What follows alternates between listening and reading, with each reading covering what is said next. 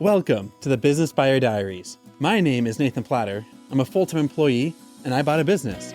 I did everything right, from finding the deal, handling all the due diligence on 63 opportunities, and ultimately bought a profitable gym. And boy, was I in for a big surprise as a new owner.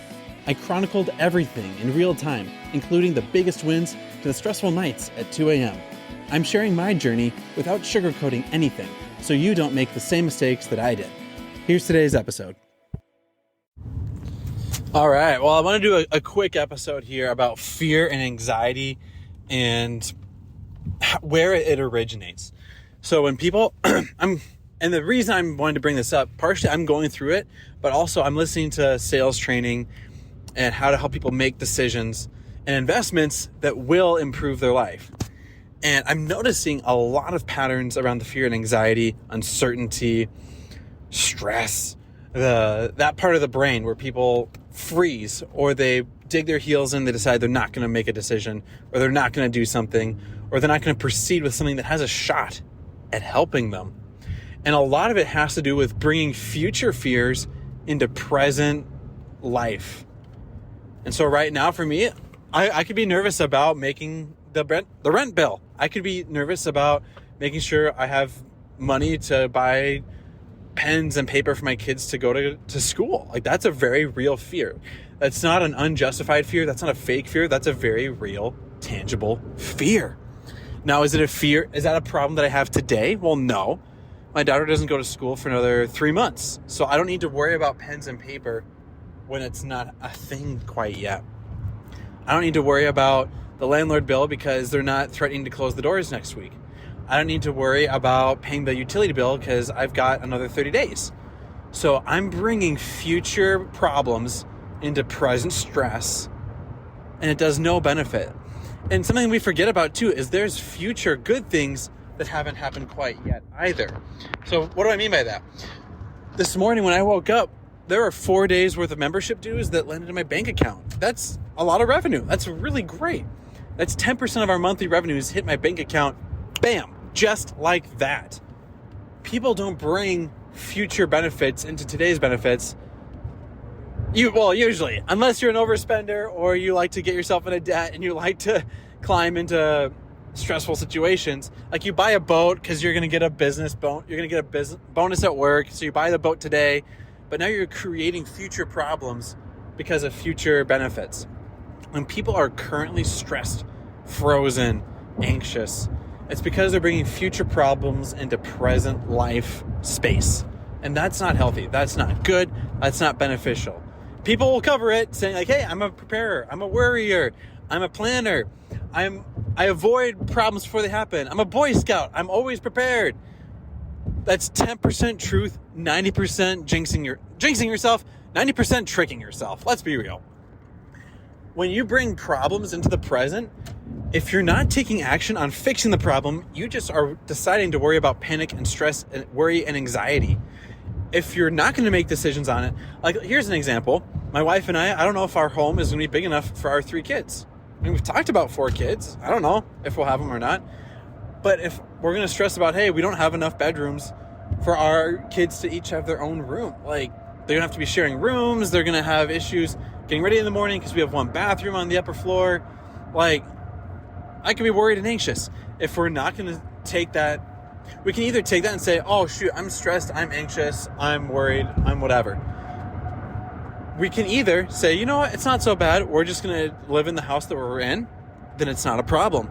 If we decide, all right, well, that means we need to go house hunting. We need to go home shopping. We need to go buy a bigger house. Then we can take action on it, and it's not a problem. It's not something that we need to worry about. In either circumstances, it's just uncomfortable, or it's something that we need to be making a decision on.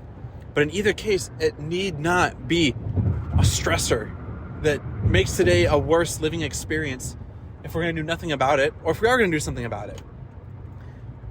At the end of the day, you only have so much bandwidth to make so many decisions, worry about so many things, make so many purchasing decisions, whatever. All of that to say, worry and stress and panic and fear are rooted in putting your faith in something you're not going to make a decision on, or you're not going to improve. And you're deciding to waste that energy because you're comfortable wasting energy because it's been a habit you've developed over time. And that is a lifestyle habit. That is a life decision. That is a spiritual decision you're making about your life that will never benefit you. It is only meant to rob and destroy your quality of life. If you're going to make actions on it, make decisions on it, you're going to make changes about your life because of it, cool. Then it's a meaningful prodding. If you're just going to sit here and wallow in worry, anxiety, stress, uncertainty, indecision, loss of sleep, indigestion, loss of appetite, then you're just wasting away. And you're choosing to waste away like a withered little leaf in the wind. And so I'm preaching to myself on this topic right now. That is the root of fear and anxiety. It's putting your faith, and we don't need to do that. We do not need to do that as human beings. And so when people are making a sales decision, a life decision, a career decision, use worry and stress and fear and anxiety only as a way to brainstorm if you may need to make a decision. Like, hey, I need to change where I live. I need to make a career switch. I need to get a pay raise. I need to move to another state. I need to get a bigger house. Use those as catalysts to start dwelling or thinking about, do I need to make a change or a decision? If you do, fantastic. Make that decision. If you're not going to take any action on it, like you're not going to move, make a career switch or whatever, then just acknowledge, I'd like to make a career switch and get a pay raise, but I don't need to do it. It's not worth my mental sanity. And then you move on. And then you proceed with your life because there are bigger things to think about. So that's how I'm telling myself to deal with worry, stress, and anxiety. And if there's going to be a fate or a destiny that ends up happening, acknowledge that it's going to happen whether you worry about it or not. It's going to get here either way.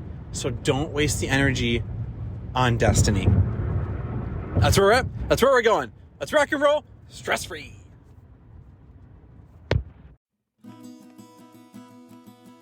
This has been another episode of the Business Buyer Diaries. Subscribe so you don't miss the next episode. I hope you're realizing that business ownership is no cakewalk. Check the podcast notes for a link to the DIY due diligence program, the complete list of show sponsors, and for media inquiries. Music written and composed by Wes Schrock. I'm your host, Nathan Platter. Join me again on the next one.